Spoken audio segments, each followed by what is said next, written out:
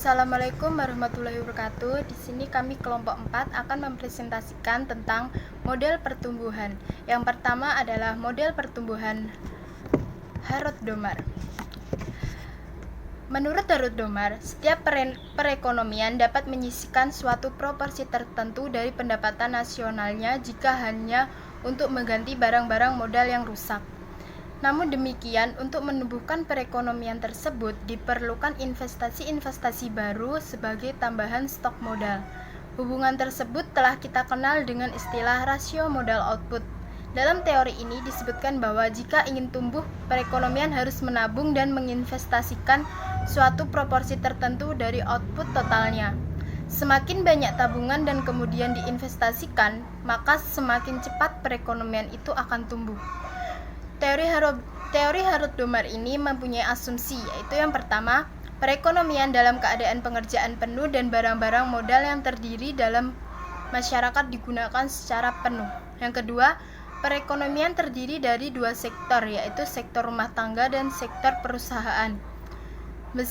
Yang ketiga, besarnya tabungan proporsional dengan besarnya pendapatan nasional. Yang keempat, kecenderungan untuk menabung, besarnya tetap. Demikian juga antara rasio modal output dan rasio pertambahan modal output.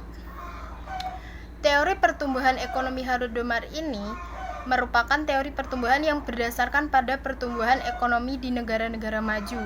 Teori ini merupakan perkembangan langsung teori ekonomi makro Keynes yang merupakan teori jangka pendek yang kemudian menjadi teori jangka panjang. Pada model Harrod-Domar, peranan investasi sangat penting. Dalam jangka panjang, investasi mempunyai pengaruh ganda. Di satu sisi, investasi mempengaruhi permintaan agregat, di sisi lain, investasi juga mempengaruhi kapasitas produksi nasional. Juga mempengaruhi kapasitas produksi nasional dengan menambahkan stok modal yang tersedia.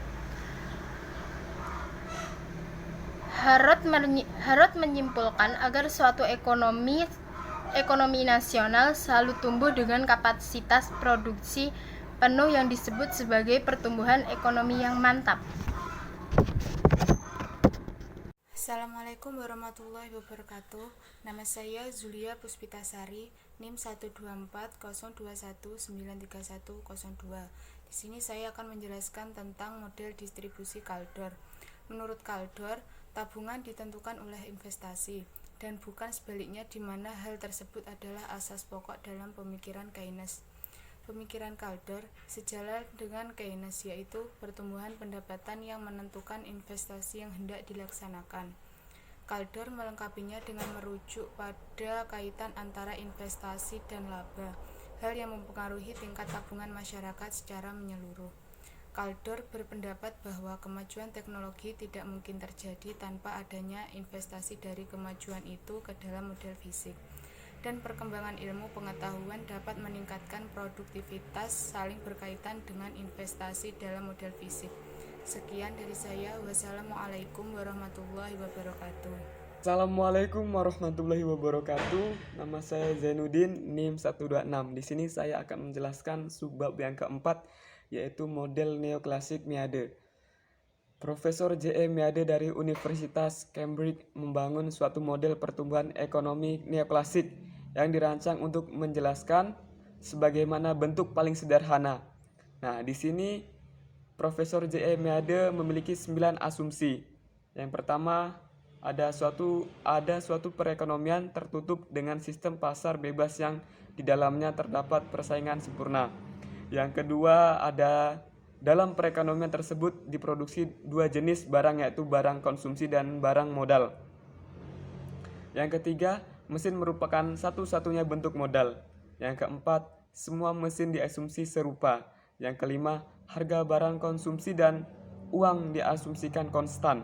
Yang keenam, tanah dan buruh diperguna secara penuh. Yang ketujuh, rasio buruh terhadap mesin dapat diubah baik dalam jangka pendek maupun jangka panjang. Yang kedelapan, barang modal dikonsumsi sama sekali dapat dipertukarkan di dalam produksi.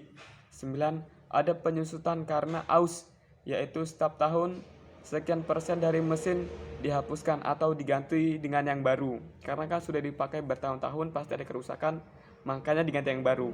Nah, dalam perekonomian seperti yang digambarkan dan asumsi di atas, output bersih diproduksi tergantung pada 4 faktor, yaitu stok modal neto yang tersedia dalam bentuk mesin, yang kedua jumlah tenaga buruh yang tersedia, dan tanah sumber alam yang tersedia, keadaan pengetahuan teknik yang tersedia membaik sepanjang waktu. Kelebihan model Meade dalam menunjukkan pengaruh pertumbuhan penduduk, akumulasi modal dan kemajuan teknik pada laju pertumbuhan, pendapatan nasional dan pendapatan nasional per kepala sepanjang waktu. Di sini pertumbuhan neoklasik dikembangkan oleh Meade yang dirancang untuk menjelaskan bagian bentuk paling sederhana dari sistem ekonomi klasik. Sekian penjelasan singkat dari saya.